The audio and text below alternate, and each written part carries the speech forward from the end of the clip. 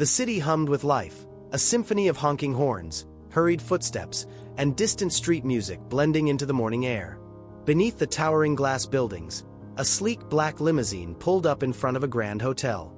Johnny Depp stepped through the rotating doors, adjusting his sunglasses against the glare of the sun. It was just another routine day, a luxury hotel, a packed schedule, and a waiting car ready to take him to his next destination. Nothing unusual. Nothing unexpected. At least, that's what he thought. As he approached the limo, something darted past him, a blur of movement, too quick to register. Then, in an instant, he felt it. Tiny arms wrapped around his leg. A desperate grip. A silent plea. Startled, Johnny looked down. A small girl clung to him, her frail frame trembling against the fabric of his jeans. She was bald, her skin pale, and her oversized clothes barely hung onto her. But it was her eyes that caught him, wide, filled with something raw, something deeper than fear. Before he could speak, before he could even ask what was wrong, a voice shattered the moment. "Hey! Get away from him!" An angry man stormed toward them, his apron stained, his face red with frustration. The girl flinched, her grip tightening for just a second. Then, like a ghost, she was gone. Johnny turned in time to see her slip into the crowded street, disappearing between the faceless rush of people. What was that all about? He murmured to himself.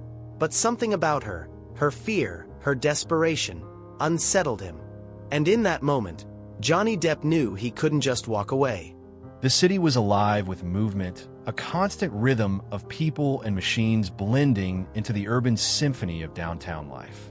Car horns blared in the distance. Hurried footsteps clicked against the pavement, and the faint hum of a street musician's guitar drifted through the air. Towering skyscrapers reflected the golden morning sun, their glass windows catching glimpses of the world below. From the grand entrance of a luxury hotel, a figure emerged. Johnny Depp, dressed in his signature eclectic style. Dark sunglasses, layered accessories, and a hint of effortless charm, stepped onto the sidewalk. The weight of another long press tour was evident in the way he exhaled deeply, adjusting the cuffs of his jacket. He loved his career, loved the craft of storytelling, but the endless cycle of airports, interviews, and commitments had begun to wear on him. His chauffeur, Thomas, a tall man in his 50s with the poised demeanor of someone who had seen it all, was already waiting by the curb. As Johnny approached, Thomas offered a small nod of greeting and, with smooth efficiency, pulled open the limousine door. "Good morning, Mr. Depp," Thomas said, his tone polite yet familiar. "I trust you had a pleasant stay." Johnny gave a tired smile. "Morning, Thomas. It was fine, thanks. Looking forward to getting home, though."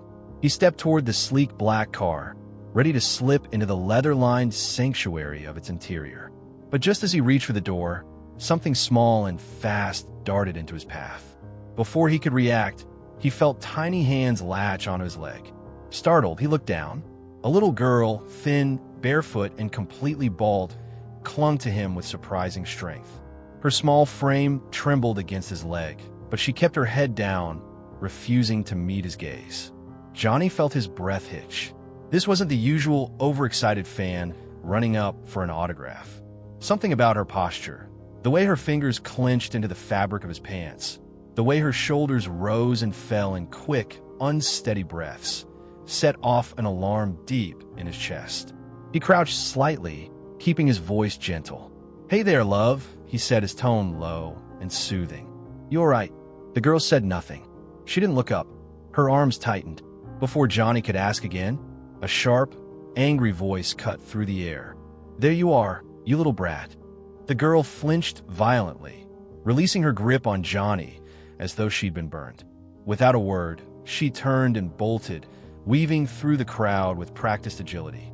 Johnny barely had time to process what was happening before a red-faced man stormed up to him. He was in his 40s, slightly overweight, wearing a stained apron with the logo of a nearby convenience store. His expression was twisted in irritation as he squinted after the fleeing girl. "Damn kids, always hanging around my store," the man muttered, shaking his head. "Scaring away customers, bringing nothing but bad luck." Johnny's brows furrowed. He straightened, slipping his sunglasses up onto his head. Bad luck. The man scoffed. Yeah, always lurking around, touching everything, never buying anything. Freaks people out. He crossed his arms, his irritation deepening. It's like she's just waiting for the right moment to snatch something when I'm not looking. Johnny studied him for a long moment. Has she ever actually stolen anything? The store owner hesitated, his jaw tightening. No, he admitted reluctantly. But she's always there. Johnny let the words settle. A child, alone on the streets, hovering around a store but never stealing, never asking for anything. Only watching. Something about it didn't sit right. Before he could ask another question, the man suddenly blinked, his frustration fading as realization dawned on him. His eyes widened. You're Johnny Depp, he stammered. The anger in his voice vanished, replaced with something closer to awe. His face turned a deep shade of red. Oh my God, I'm so sorry, sir. I didn't recognize you. Johnny held up a hand to silence the flustered apologies. He wasn't interested in the usual reaction to his fame. Not now. It's all right, he said, keeping his voice calm. But his next words were deliberate. Let me ask you again. Has that girl ever caused real trouble? The man shifted uncomfortably. He glanced toward the direction the girl had run, as if trying to justify his earlier frustration. Well, no, he muttered. But she's always hanging around. Johnny nodded slowly, his expression unreadable. He said thoughtfully, I've learned something over the years. It's not wise to judge people for crimes they haven't committed. The store owner stiffened, clearly unsure how to respond. Johnny didn't wait for an answer. He turned, stepping into the limo as Thomas closed the door behind him. Through the tinted window, he saw the man still standing there, arms crossed, shaking his head. Johnny leaned back against the seat, his mind restless. The girl's frightened grip, the way she had run, the store owner's misplaced anger. Something about it didn't add up. As the limousine pulled away from the curb, Johnny exhaled, pressing his fingertips against his temple. Maybe it was nothing. Maybe she was just a homeless kid, like so many others who slipped through the cracks of the city's cold, indifferent system. But maybe it was something more. And he wasn't the kind of man to ignore his instincts. As the limousine glided smoothly through the busy streets of downtown, Johnny found himself staring out of the tinted window, his mind replaying the strange encounter. The girl's trembling hands, the way she had latched onto him as if he were her last hope, the fear in her eyes when the store owner appeared. It all lingered like an itch he couldn't ignore. He drummed his fingers against the armrest, his jaw tightening. He had met all kinds of people throughout his career, but there was something about this child that unsettled him in a way he couldn't shake. Thomas, he said suddenly, leaning forward. The chauffeur, who had been navigating the morning traffic with his usual precision, glanced at Johnny through the rearview mirror. Yes, sir. Drive slower. Thomas raised an eyebrow. Sir, Johnny exhaled, his eyes still scanning the sidewalks. Just slow down a little. I need to keep an eye out for something. There was no hesitation in Thomas's response. Of course, Mr. Depp. With a subtle ease, he eased off the accelerator, allowing the cityscape to roll by at a more leisurely pace. Johnny's gaze flicked from one side of the street to the other. Pedestrians bustled past storefronts, tourists took photos by street signs, and office workers clutched their morning coffees as they hurried toward their jobs. But there was no sign of her. Maybe she had disappeared completely. Maybe she didn't want to be found. He was about to give up when, just ahead, he saw something. A small figure huddled against the side of a convenience store, her tiny hands cupped around a paper cup for donations. His heart skipped. Thomas, pull over. The limousine came to a smooth stop, and Johnny was out of the car before Thomas could even step around to open the door. The girl hadn't noticed him yet. She sat cross-legged on the sidewalk, her head lowered slightly, as if trying to make herself smaller. Her clothes were worn, her feet bare against the rough concrete. Johnny crouched down beside her, careful not to startle her. Hello again, he said gently. The girl's head snapped up, her wide eyes locking onto his. For a moment, she seemed frozen in disbelief, as if she wasn't sure whether to run or stay. Then, without warning, she flung herself forward and wrapped her arms around his leg, just like before. But this time it wasn't fear. It was relief. "Thank you," she said, her voice muffled against the fabric of his pants. Johnny let out a soft chuckle, patting her back lightly. "Well, that's quite the welcome." He reached into his pocket and pulled out several large bills, placing them in her paper cup. "Here, this should help." The girl looked at the money, her eyes going wide, but she didn't reach for it. Instead, she lifted her gaze back to him, studying his face with a mix of awe and curiosity. "Are you?" She hesitated, then leaned in closer, whispering, "Are you Captain Jack Sparrow?" Johnny couldn't help but grin.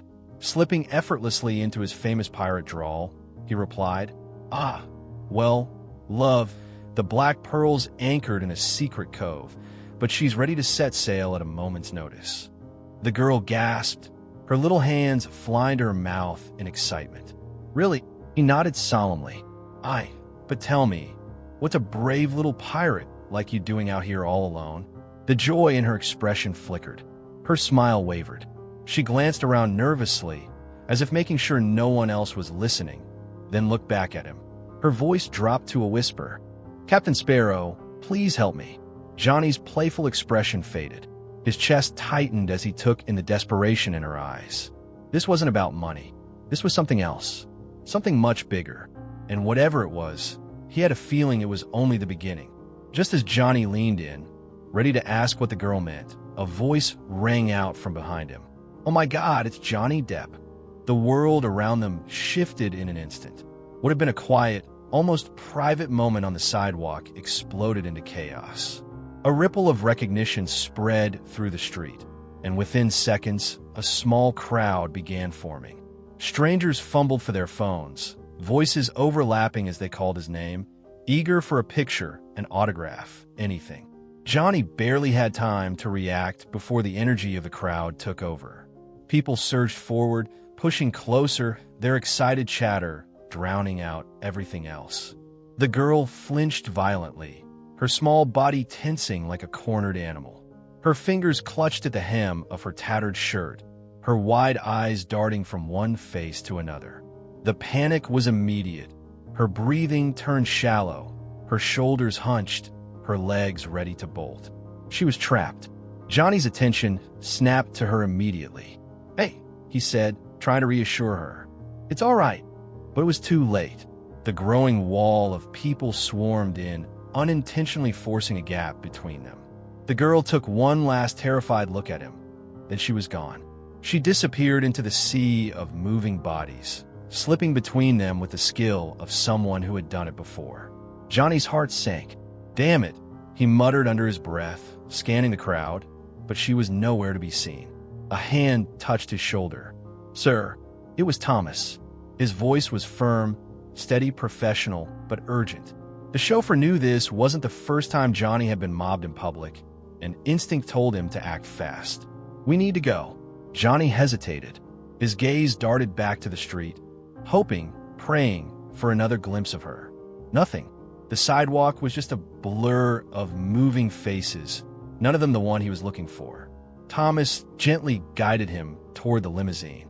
The crowd, still buzzing with excitement, was growing, and it wouldn't be long before security was needed to control the situation. Johnny didn't fight it. With one last glance at the street, he stepped into the limo, and Thomas shut the door behind him. The moment the heavy door closed, the noise outside became muffled, distant. Inside, everything was still. Johnny exhaled slowly, pressing his fingertips to his temple, his thoughts racing. The girl was gone. He had no name, no idea where she'd gone, no clue why she'd been so desperate for his help. But he did know one thing. She was afraid. And something deep in his gut told him that fear wasn't random. As the limo pulled back into traffic, Johnny slumped back against the leather seat, staring out at the blur of city streets rushing past. His mind should have been on the next appointment, the next shoot, the next obligation in his endless schedule. Instead, all he could hear was her whisper, "Captain Sparrow, please help me." He clenched his jaw. A promise, quiet but firm, left his lips before he even realized he was speaking. "I'll be back." His phone buzzed against his thigh, snapping him out of his thoughts. Johnny sighed, dragging a hand down his face before glancing at the screen. It was his event coordinator. Again, with a resigned breath, he answered, "Yes. Mr. Depp, are you on your way?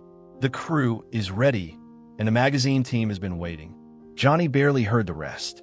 His eyes were locked on the window, his gaze scanning the streets, still searching. The girl was out there somewhere, alone, scared, maybe in danger, and he was sitting in a luxury car, heading toward a photo shoot that suddenly felt meaningless. His grip tightened on the phone. "We'll have to reschedule," he said abruptly. The voice on the other end stammered. "Wait, what? I have something more important to do." Before the caller could argue, Johnny ended the call. Thomas glanced at him in the rearview mirror, his face unreadable. "Turn the car around," Johnny said. Thomas didn't hesitate. "Yes, sir." They retraced their route, the limousine weaving through the city streets with practiced efficiency. Johnny sat forward now, his eyes locked on the sidewalks, watching. The minutes ticked by. Pedestrians passed. Storefronts blurred, but she was nowhere in sight. Then, his heart leapt. There, just ahead, standing by the curb at a red light, was a tiny figure. She was pressing her hands against the window of a store, peering inside, her face partially hidden behind the reflection of passing cars. Johnny's breath caught. "Stop here." Thomas eased the limo to a halt just as the traffic light held red. Johnny barely registered the movement of his own body. Without hesitation, without a second thought, he reached for the door handle, swung it open, and stepped out. The girl turned. For a split second, their eyes met. She recognized him immediately, but before she could react, Johnny held out a hand. "Come on." There was no fear in his voice, no urgency, just quiet certainty. For the first time, the girl hesitated. Then, as if making a decision that had been waiting to be made all along, she stepped forward. Just as the traffic light turned green, Johnny acted fast. He reached down, scooping her up into the limousine just as the cars behind them started to move. The door shut. The city outside continued on as if nothing had happened. But inside the limo, everything had changed. The girl sat beside him now, small and fragile, her breath coming in short, uneven gasps. Johnny looked at her. She looked at him. And then, in a voice barely above a whisper, she spoke. "My name is Sonia." Johnny smiled. "Nice to meet you, Sonia." The limousine's interior was quiet, the hum of the engine a soft backdrop as the city blurred past the tinted windows. Johnny turned his attention to the small figure beside him. She sat stiffly on the plush leather seat, her tiny hands gripping the fabric of her worn-out sweater. Her bare feet barely reached the floor, and despite the warmth inside the car, she shivered slightly. He softened his voice, not wanting to startle her. "So, Sonia, is it?" She hesitated for a moment, then gave a small nod. "That's a beautiful name," he said, offering a gentle smile. "Where are you from, love?" Her fingers twisted together in her lap. "Here," she said softly. "The orphanage." Johnny followed her gaze as she gestured out the window. The streets were beginning to change, the bright commercial district fading into older, more rundown areas. The buildings here looked tired, their paint peeling, their windows clouded with age. Then she did something that made his stomach tighten. Without a word, Sonia pulled up the sleeve of her sweater. Johnny's breath caught. On her thin, pale arm was a dark mark. Large, uneven, and unmistakably troubling. It stood out against her skin, a stark contrast that made his chest tighten with something dangerously close to anger. He looked at her, searching for an explanation. Sonia's voice was small, but steady. "It started like a bruise," she said, running her fingers over the mark absent-mindedly. "Then it got bigger. The doctor at the orphanage said it was bad." Her words came slowly, as if she had forced herself to accept them a long time ago. "They said I need medicine," she continued, her voice barely above a whisper. "But they don't have enough money." Johnny swallowed hard, his jaw tightening. She's been begging for her own treatment. The thought was a sharp weight in his chest. This girl, this child, had been wandering the streets, not for food, not even for shelter, but to try and save her own life. His fingers curled into a fist on his knee. "What about hospitals?" he asked carefully. "Have you been treated at all?" Sonia shook her head. "They try," she said, but the orphanage doesn't have insurance. Miss Abigail said she's doing her best, but she trailed off, staring down at her hands. I heard them talking. They don't have enough. She glanced at him then, her dark eyes cautious but filled with something fragile. Hope. Are you really going to help me? She asked quietly. Johnny met her gaze without hesitation. Yes, he said. I promise. Without another word, he turned toward Thomas. Drive to the orphanage, he instructed. Now. Thomas gave a curt nod. Yes, sir. The car shifted as they changed direction, winding through the older part of the city. As they got closer, Sonia began to shrink into herself. Johnny noticed immediately. Her small hands tightened into fists on her lap. Her breathing changed, becoming shallower. She was afraid. Sonia, he murmured. What's wrong? She didn't answer. She just kept her eyes fixed on the window, watching as they pulled up to the front of the orphanage. It was a worn-down building, its once white paint now gray with age. The iron gate was rusted, the sign above it barely legible. The place had the kind of exhaustion that came from years of struggling, from fighting to stay standing. Sonia's grip on her sweater tightened. Johnny reached out, placing a reassuring hand over hers. Hey, he said softly. It's okay. I told you, I'm here. She gave him a tiny nod, but he could feel the tension in her body. With that, he opened the door and stepped out, moving around to help her. But as soon as she placed one foot on the pavement, her body swayed. Johnny's eyes widened. Sonia. Her knees buckled. She gasped as her legs gave out completely. Johnny lunged forward, catching her just in time. But she was too small, too weak. Her body had no strength left to hold itself up. Before he could fully steady her, she slipped from his grasp, tumbling down the orphanage steps. Her small body hit the pavement with a sickening thud. Johnny's heart lurched. Sonia. He was on his knees in an instant, scooping her up as gently as he could. She let out a small whimper, her face scrunching in pain. A thin trickle of blood slipped from a cut on her forehead, staining the fabric of her sleeve. Johnny's chest tightened. He cupped the side of her face, brushing back strands of hair damp with sweat. Sonia, can you hear me? Her eyes fluttered open. She was pale. Too pale. Johnny didn't hesitate. He pulled out his phone and dialed the only number that mattered now. Emergency services, a voice answered. He didn't wait for pleasantries. I need an ambulance. Johnny's heart pounded as he knelt beside Sonia, his phone pressed tightly to his ear. I need an ambulance, he said urgently, his voice sharp with barely contained panic. A child, she collapsed. She's hurt. I don't know how bad. The emergency operator on the other end remained calm, asking for details, but Johnny could barely focus. His eyes were locked on the frail girl in his arms. Sonia's breathing was shallow, her small chest rising and falling with effort. A thin trickle of blood from her forehead traced a path down her temple, stark against her pale skin. She's conscious, Johnny added quickly, but barely. Sir, can you confirm your location? Johnny glanced up at the worn-down orphanage building behind him. Hope's Haven Orphanage, he said. We're right outside. An ambulance is on its way. Stay with her, and if she loses consciousness... I'm not leaving her. Johnny cut in firmly. His grip on her tightened, protective, as if sheer will alone could keep her awake. At that moment, the orphanage's front door burst open. An older woman rushed down the steps, her silver hair pulled back in a neat bun.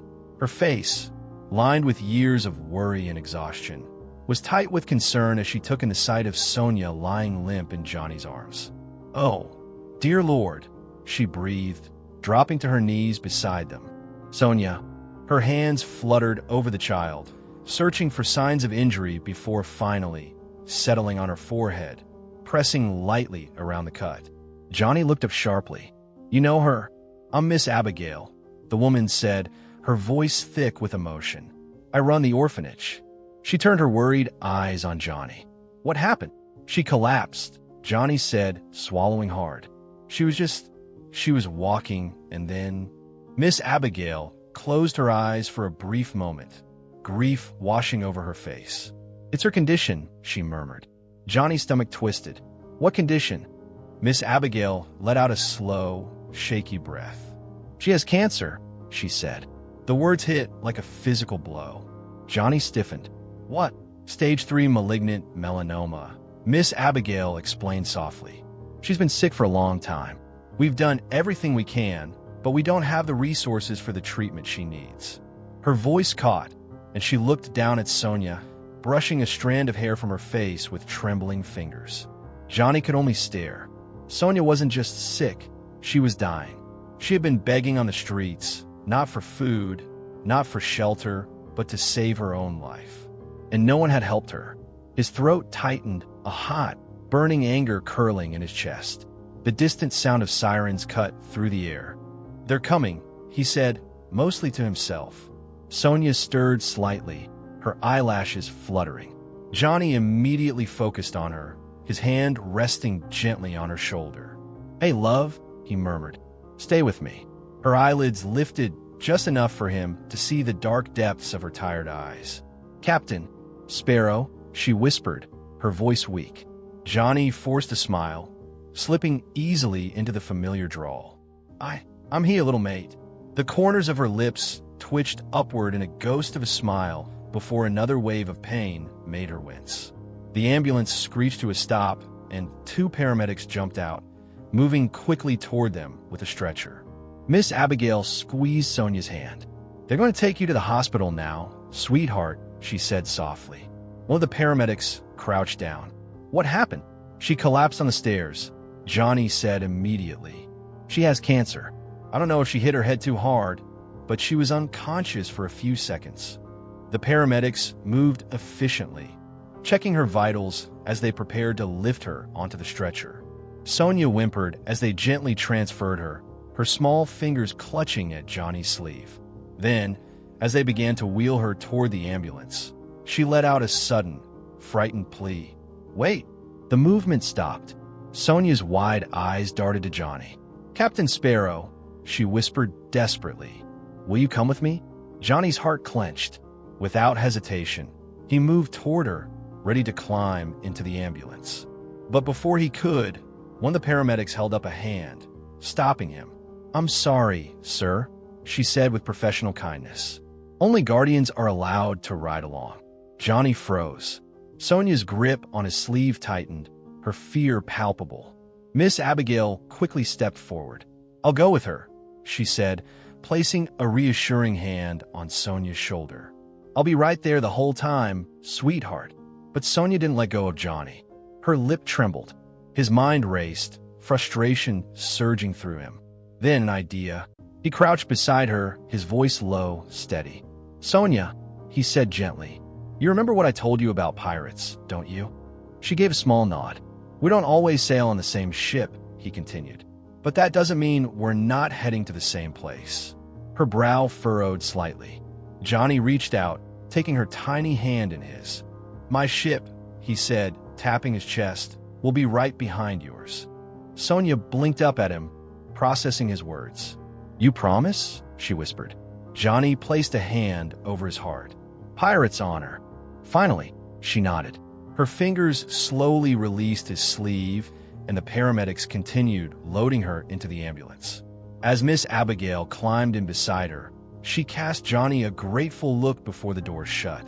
The sirens wailed to life again, and within moments, the ambulance pulled away, disappearing into traffic. Johnny stood still, watching the flashing lights fade in the distance. His hands curled into fists at his sides. Then, without missing a beat, he turned to Thomas. Follow them. Thomas nodded without hesitation. Yes, sir. The limousine pulled onto the street, its headlights cutting through the dimming evening. Johnny sat forward, his elbows resting on his knees, his gaze locked on the road ahead. He had made a promise, and he wasn't going to break it. The limousine weaved through the busy streets, staying close behind the flashing lights of the ambulance. Johnny sat forward, his elbows resting on his knees, his eyes locked on the road ahead. His thoughts were a storm, tumbling over each other. Sonia's frail body, the dark mark on her arm, the way she had clung to him like he was her last lifeline. He had spent a lifetime playing heroes on the big screen, but this wasn't a role. This was real, and he was running out of time to save her. Thomas glanced at Johnny in the rearview mirror. We're almost there, sir. Johnny only nodded, his jaw tight. As soon as they reached the hospital, Johnny stepped out before the limo had fully stopped. He strode inside, the bright overhead lights glaring against the sterile white walls. Miss Abigail was already at the front desk, her hands wringing together. She turned at the sound of his footsteps, her face lined with exhaustion but filled with relief. "She's being taken in now," she said quickly. "The doctors are assessing her condition." Johnny nodded, running a hand through his hair. "Good." Miss Abigail hesitated before speaking again. "Mr. Depp," she let out a shaky breath. "I feel like I owe you an explanation." Johnny turned fully to face her. "Tell me everything." She sighed, her eyes filling with sadness. "Sonia was diagnosed a year ago," she began. "We tried everything, charity appeals, grants, even reaching out to hospitals for lower-cost treatments. But the truth is, we don't have the resources." She shook her head, guilt and pain flickering across her face. She overheard the doctors talking. That's when she started sneaking out, begging on the streets. Johnny's stomach twisted. She thought she had to save herself. Miss Abigail nodded, blinking rapidly. "And she never told us. I didn't know she was out there like that. Not until the store owners started complaining about a little girl wandering around." She let out a choked laugh, more heartbreak than humor. "I assumed she was just acting out. I had no idea."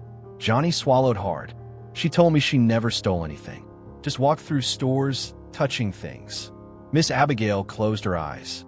"She was never looking for trouble," she murmured. "She just wanted to feel normal." Johnny exhaled sharply, pressing his hands to his hips. He thought about all the times people had looked at Sonia and dismissed her, assumed the worst. And she had just been a child, dreaming of snacks she couldn't afford, escaping the sun that burned her fragile skin, hoping for a life that didn't leave her begging on the streets. "No, not anymore." His voice was steady when he finally spoke. "I'll pay for everything." Miss Abigail's eyes widened. "What?" "Sonia's treatment, the hospital bills, the surgery, whatever it takes." Johnny's tone was firm, unshakable. "She's not going to fight this alone." Miss Abigail's hands trembled as she pressed them to her mouth, overwhelmed. "Mr. Depp," her voice cracked. Johnny placed a gentle hand on her shoulder. "Let me do this," he said softly. "No child should have to fight for her own life like this." Miss Abigail nodded, tears slipping down her face. "Thank you," she whispered. At that moment, a doctor approached. He was a tall man with kind eyes and a clipboard tucked under one arm. "Mr. Depp?" he asked, clearly recognizing him. "I understand you're here for Sonia." Johnny straightened. "Yes. What's the situation?" The doctor sighed. "She's stable for now, but the cancer is aggressive. If we don't act quickly, it could spread beyond what surgery can remove." Johnny's heart clenched. "How soon can you operate?" "We have an opening tomorrow morning," the doctor said. "But I have to be honest. Her condition is delicate. The surgery will be risky." Johnny didn't hesitate. "Do it," the doctor nodded. "We'll prepare her for the procedure. In the meantime, you can see her." Without another word, Johnny followed him down the hallway. Sonia lay in a hospital bed, looking impossibly small against the stark white sheets. And 4 was taped to her thin arm, and she was propped up slightly by pillows. Her eyes fluttered open as Johnny stepped inside. "Captain Sparrow," she murmured, a sleepy smile pulling at her lips. Johnny grinned, pulling a chair up beside her bed. "I'm 8. Still in one piece, I see." She let out a soft giggle before her gaze flickered to the medical equipment surrounding her. The smile faded. "The doctor said they have to do surgery," she whispered. Johnny nodded, leaning forward. "That's right." Sonia swallowed hard. "Will it hurt?" He hesitated. Lying wasn't an option. "It might," he admitted gently. "But you won't be alone. The best doctors are going to take care of you." Her little fingers clutched at the blanket. "I'm scared." Johnny's heart ached. He reached into his pocket. "I have something for you." Sonia blinked as he pulled out a golden pirate coin, its surface gleaming under the hospital lights. "This," he said, pressing it into her palm, "is a lucky coin. It belonged to the bravest pirate I ever knew." Her lips parted in wonder. "Really?" Johnny nodded solemnly. "And now it belongs to you." Sonia curled her fingers around the coin, holding it tightly to her chest. Then Johnny reached behind him, producing something else, a pirate hat, slightly too big for her head. He placed it gently on her bald scalp.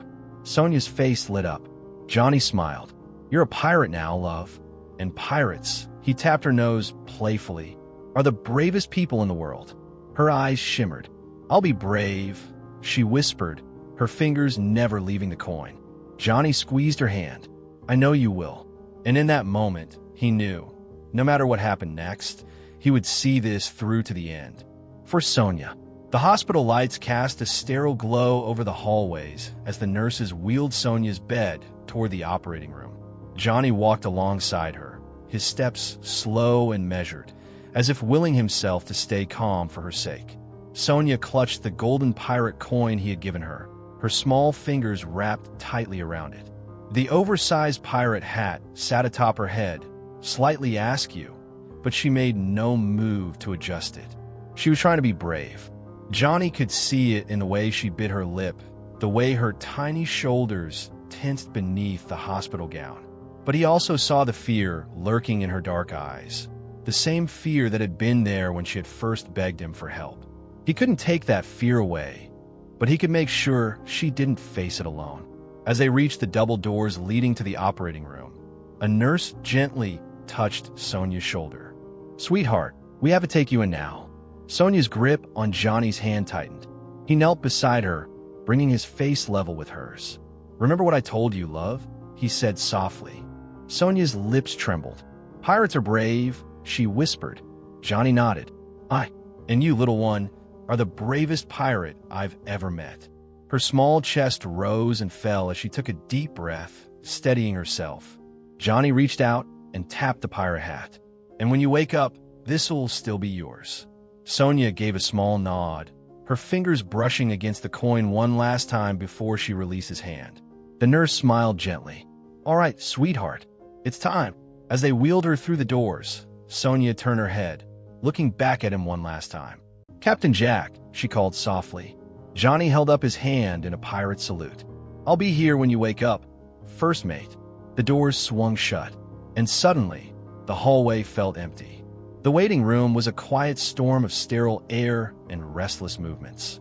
Johnny sat in one of the stiff plastic chairs, elbows resting on his knees, hands clasped together as he stared at the floor.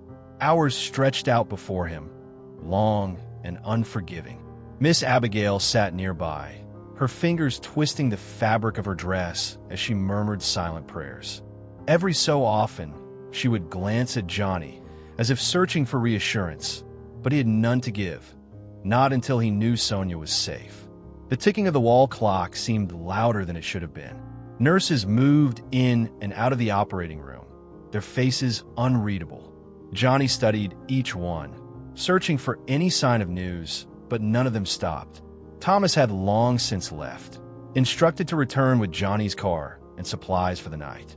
But Johnny hadn't moved, hadn't even looked at his phone, despite the dozens of messages piling up from his agent, his publicist, and the event organizers he had abandoned. None of that mattered. The only thing that mattered was behind those doors. Miss Abigail shifted beside him. "Mr. Depp." He lifted his head. She hesitated, her voice thick with emotion. "I don't know what we would have done if you hadn't found her." Johnny exhaled slowly, rubbing a hand over his face. "I'm just glad I did." She gave a watery smile. "So am I." Another long hour passed. Then at last the doors opened. Johnny was on his feet before the doctor had even stepped through. The surgeon, still in his scrubs, approached them, exhaustion evident in the lines on his face. Johnny's heart pounded. "Well," Miss Abigail gripped her hands together so tightly her knuckles turned white. The doctor let out a slow breath. The surgery was successful.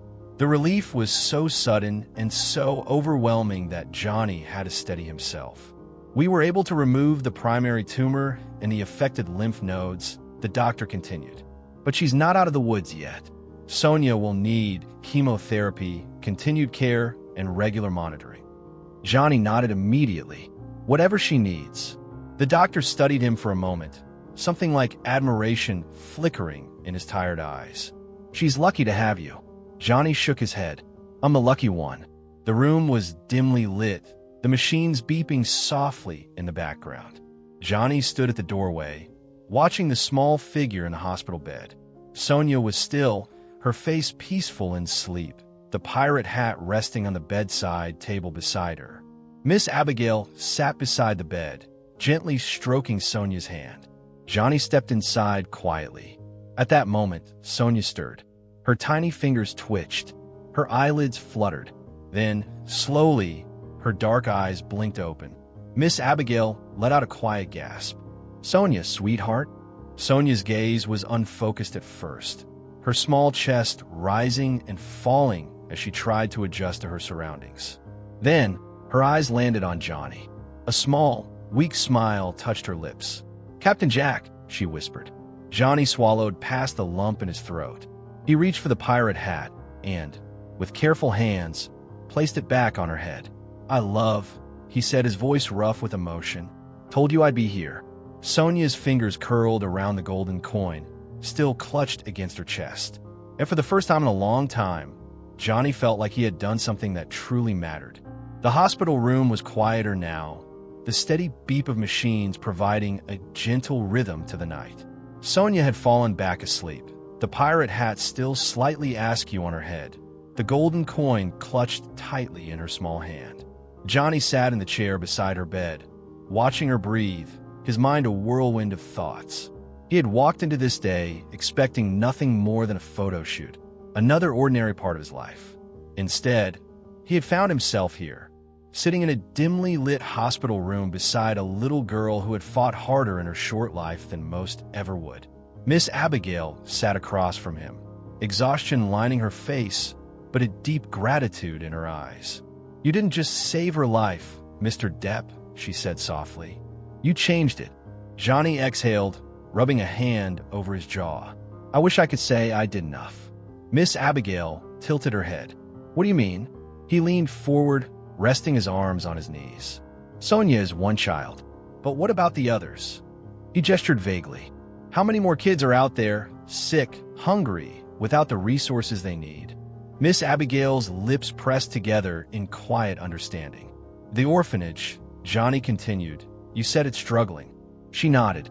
"We do everything we can, but we're barely getting by. Rent is high, and the space is too small. We don't have the medical equipment needed to help children like Sonia." Johnny was silent for a moment, then looked at her with quiet determination. "I want to change that." Miss Abigail blinked. "What do you mean?" Johnny straightened. "I don't just want to pay for Sonia's treatment. I want to help the orphanage. I want to fund renovations, expand to a bigger space, somewhere safer, somewhere with enough room for the children to grow." Miss Abigail covered her mouth with her hands, eyes wide with disbelief. "And more than that," Johnny continued, his voice steady, "I want to build a small medical clinic, something attached to the orphanage where children can get the care they need without having to beg for it." A choked sound escaped Miss Abigail, tears brimming in her eyes. "Mr. Depp," she whispered. Johnny smiled gently. "No child should have to fight for their life alone." A tear slipped down her cheek. "I don't know how to thank you." "You don't have to." He glanced at Sonia, his heart clenching at how fragile she looked. "Just promise me that every child who walks through your doors will know they're safe." Miss Abigail reached out and squeezed his hand. "I promise." At that moment, the sound of hurried footsteps echoed down the hallway. A nurse appeared in the doorway, looking slightly frazzled but amused. "I believe we have some visitors," she said with a small smile. Before Johnny or Miss Abigail could react, a group of small children spilled into the room. They were Sonia's friends from the orphanage, their eyes wide with concern and excitement as they hurried to her bedside. "Sonia!" a little girl gasped, grabbing her hand. "Are you okay?" a boy asked, his lower lip trembling. "We were so worried," another child added. Sonia stirred at the commotion, her eyelids fluttering open. When she saw her friends gathered around her, her face lit up with a sleepy but joyful smile. "You guys came?" she murmured. "Of course we did," the first girl said. "You're our family." Johnny watched, warmth blooming in his chest as the children surrounded Sonia, their laughter filling the once quiet hospital room. One of the boys, a shy-looking child with big brown eyes, tugged at Johnny's sleeve. "Mister," he whispered. Johnny crouched down to his level. "Yeah, kid." The boy pointed at Sonia's pirate hat in wonder. "Is she really friends with Captain Jack Sparrow?" Johnny grinned. "She most certainly is." The children gasped in delight. Then a mischievous idea sparked in Johnny's mind. "How about we all go on an adventure together?" he asked, his eyes twinkling. The children looked at him in confusion. An adventure? Johnny reached into the bag he had brought from his car earlier and pulled out a DVD case. Pirates of the Caribbean. The room erupted into excited whispers. "Is that your movie? Are we really going to watch it?"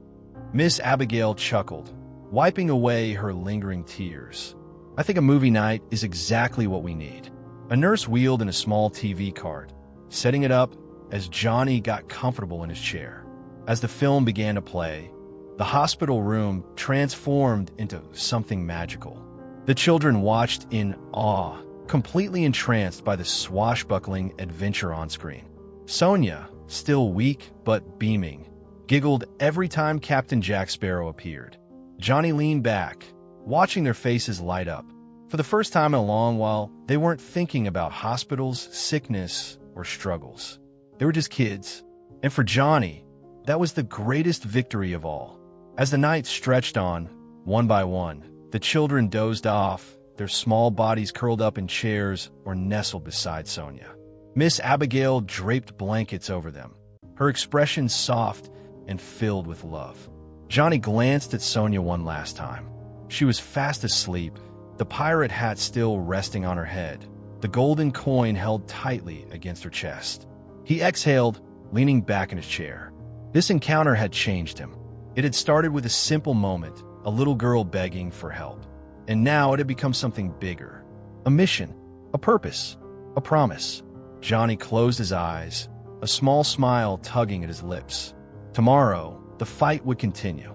But tonight, Sonia, and every child in that room, could dream of adventure. The first light of dawn filtered through the hospital window, casting a soft golden glow over the quiet room.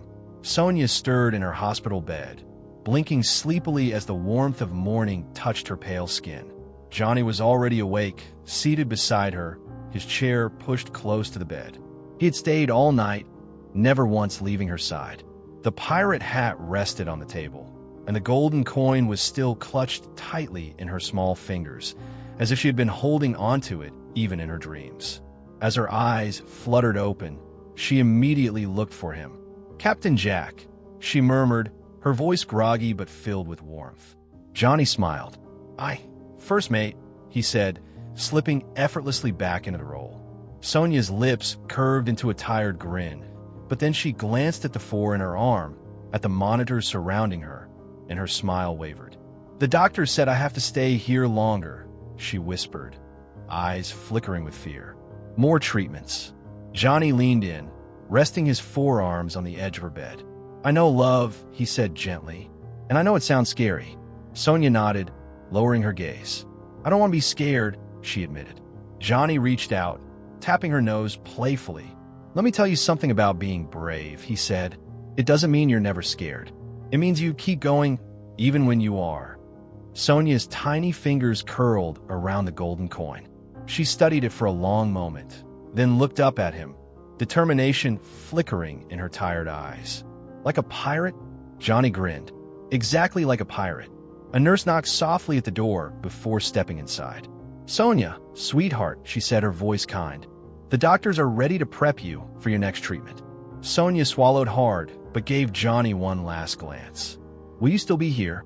Johnny exhaled, brushing a loose strand of hair from her forehead. "I have to take care of some things, but I'll always be close, love." She hesitated, then nodded. "Okay." Johnny stood, gently adjusting the pirate hat on her head before following the nurse toward the hallway. Just outside, Miss Abigail was waiting, watching him with a mixture of gratitude and quiet understanding. "She's going to be okay," Johnny murmured, more to himself than anyone else.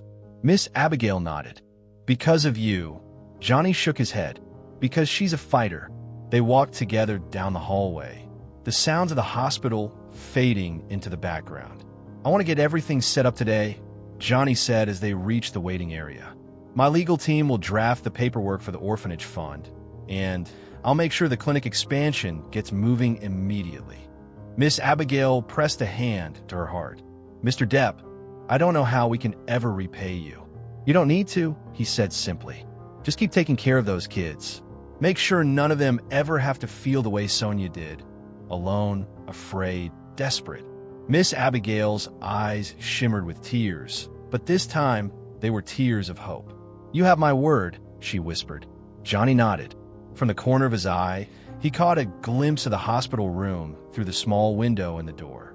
Inside, Sonia was smiling, surrounded by her friends, the pirate hat still perched on her head as they giggled over some shared joke. Johnny exhaled slowly, a strange, unfamiliar warmth filling his chest. This was bigger than one child. This was a purpose, a mission, a new chapter in his life that he hadn't seen coming, but one he knew, without a doubt, was exactly where he needed to be. He adjusted the cuffs of his sleeves, turning back toward Miss Abigail. "Now, let's get to work." And as he walked away, leaving behind a little girl who believed in pirates and a future that was suddenly much brighter, he knew one thing for certain. Not all heroes wear capes. Sometimes they wear pirate hats, and sometimes all it takes to change the world is answering the call of a child in need. As the hospital lights flickered softly overhead, Johnny sat quietly beside Sonia's bed, watching as her small fingers curled around the golden pirate coin. Her breathing was steady now, her face peaceful in sleep, the oversized pirate hat still resting on her head. This little girl, who had once clung to his leg in desperation, who had braved the streets alone, searching for help, was finally safe. But her battle was far from over. Johnny knew this was just the beginning. There was so much more to do. For Sonia, for the orphanage, for the countless other children who, like her, had been left to fight their battles alone. And he wasn't going anywhere. He had started the day as an actor, a man simply following his routine. But now, he had a mission, one that went beyond the flashing cameras and the bright lights of Hollywood. As he adjusted the pirate hat gently on Sonia's head, a quiet smile tugged at the corner of his lips. "You're going to be okay. First mate," he whispered. "I promise." But what happens next? Will Sonia's treatment be enough to save her? And just how far will Johnny go to change the lives of these children forever? Make sure to like, share, and subscribe so you don't miss part 2 of this incredible journey. Because sometimes real-life heroes don't wear capes. They wear pirate hats and answer the call of a child in need. Stay tuned. The adventure is just beginning.